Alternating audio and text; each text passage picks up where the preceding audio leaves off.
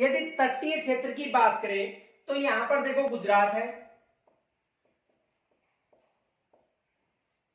महाराष्ट्र,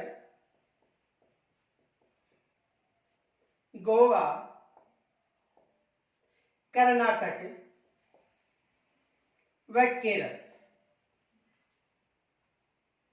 यहां पर है तमिलनाडु, आंध्र प्रदेश, उड़ीसा व पश्चिमी बंगाल। देखो तटीय सीमा की जो लंबाई है वो है 6100 किलोमीटर। तटीय सीमा की लंबाई कितनी है?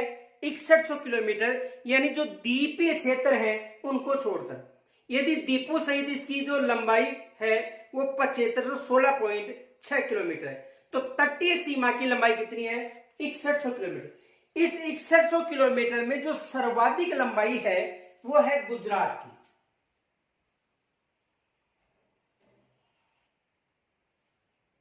सर्वाधिक लंबाई किस राज्य की है? गुजरात की। दूसरा जो स्थान वो किसका है? आंध्र प्रदेश का। और सबसे कम बात करें तो सबसे कम लंबी सीमा किसकी है? गोवा के साथ। यानी जो तटीय राज्य है उनमें जो सर्वाधिक लंबाई है वो किसकी है? गुजरात की है। और दूसरा कौन सा है? आंध्र प्रदेश। और सबसे कम लंबी सीमा जो तटीय क्षेत्र के राज्य हैं इनमें सबसे कम लंबी सीमा किसकी है? गोवा की। देखो गुजरात के साथ 1215 किलोमीटर लंबी सीमा स्पर्श होती है, जो तटीय क्षेत्र की 23% भाग है। यानी गुजरात के साथ जो सीमा होती है वो होती है 1215 किलोमीटर और आंध्र प्रदेश के साथ 974 किलोमीटर। देखो इसके साथ 1215 किलोमीटर जो कुल जो सीमा है तटीय क्षेत्र की उनका 23% भाग, और इसके साथ 974 किलोमीटर। और यदि गोवा की बात करें तो सबसे कम 151 किलोमीटर। एग्जाम में यहां से प्रश्न बन सकता है। देखो यहां से 2-3 प्रश्न बन सकते हैं। पहला प्रश्न यह बन सकता है कि तटीय सीमा पर स्थित जो राज्य है उनमें से ऐसा कौन सा राज्य है जिसकी सीमा तटीय सीमा को सर्वाधिक स्पर्श करती है। देखो प्रश्न बन सकता है। प्रश्न यह बन सकता है तटीय सीमा पर स्थित ऐसा कौन सा राज्य है जिसकी सर्वाधिक सीमा तटीय सीमा को स्पर्श करती है। तटीय सीमा को स्पर्श करती है।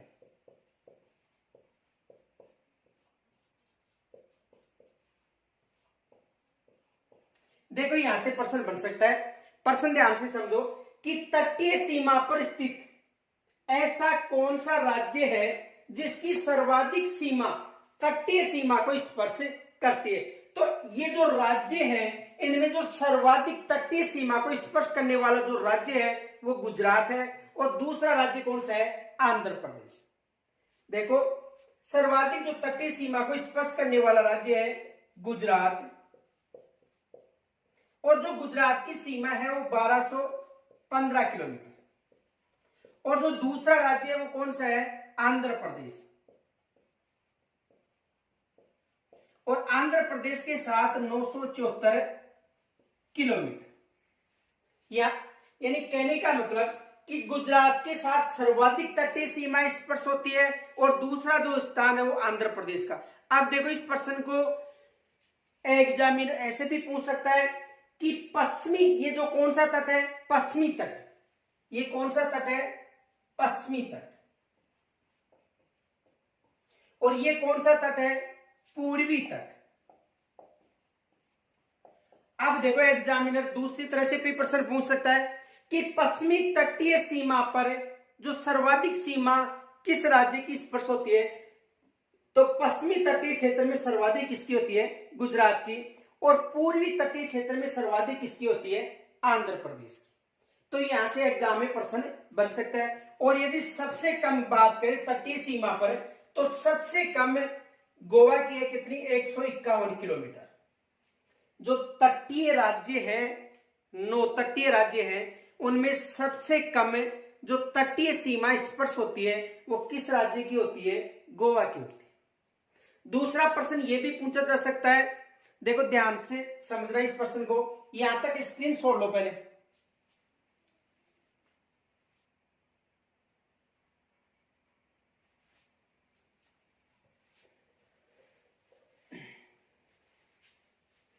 देखो दूसरा प्रश्न ये बन सकता है,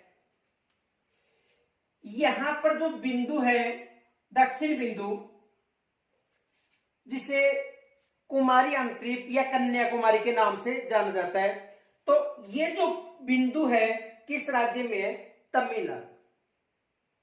प्रश्न देखो ऐसा बन सकता है, भारत की मुख्य भूमि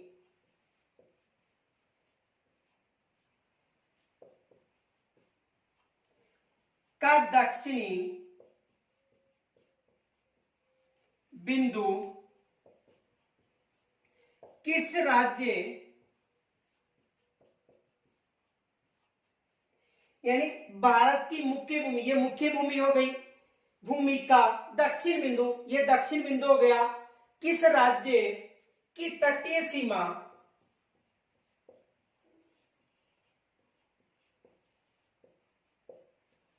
पर स्थित है।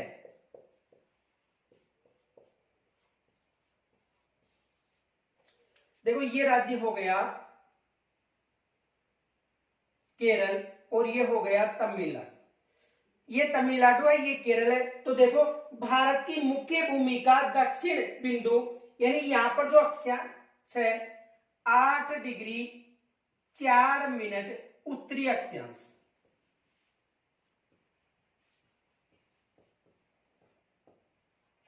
तो भारत की मुख्य भूमि का जो दक्षिण बिंदु है किस राज्य की तटीय सीमा पर स्थित है, तो किस राज्य की तटीय सीमा पर स्थित है, तमिलनाडु की। कौन सा राज्य होगा, तमिलनाडु।